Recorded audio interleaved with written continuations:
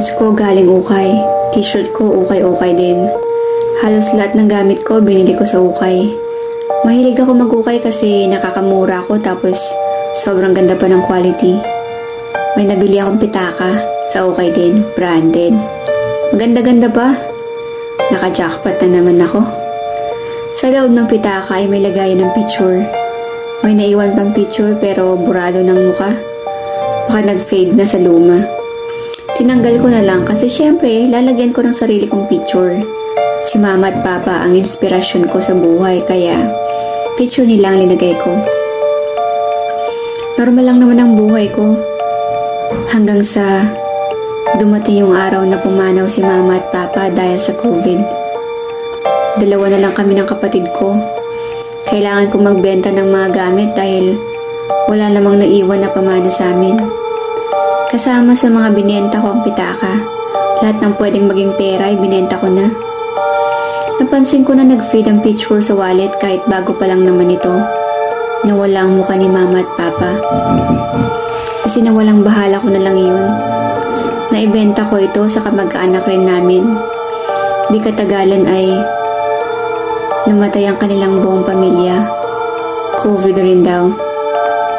Nang dumalaw kami sa kanila ay pinamagaya ang ilan sa kanilang mga gamit. Pagkuha ko ng pitaka ay agad hinablot ng isa kong pinsan. Sa kanya na lang raw. Di katagalan ay namatay siya at kanyang nobyo. Doon ako nagsimulang magtaka at maghinala. Agad kong hinanap ang pitaka. Nabura rin ang mukha nilang dalawa sa picture.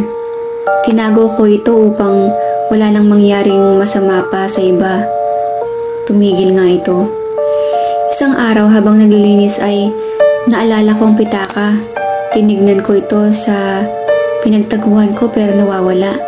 Hanap ako ng hanap sa bahay. Ate, anong hinahanap mo? Yung pitaka ko dito nawawala. Ay nasa akin te, hiniram ko. Napansin ko kasi di mo ginagamit maganda pa naman. Agad kong kinuha ang pitaka at binuksan. Nakita ko ang picture naming magkapatid. Hindi burado ang mukha. Baka napaparanoid lang ako. Hindi naman talaga yung pitaka ang dahilan pala ng pagkamatay ng mga tao sa paligid ko. Cute ng picture natin, no, te? Picture ni Kaloy nakalagay dyan kanina. Pinalitan ko lang kasi biglang nag-feed yung mukha. Agad akong tumakbo para hanapin ang aso namin ni si Kaloy. Di na humihinga. Sa dilim ng gabi, ako'y naglalakad.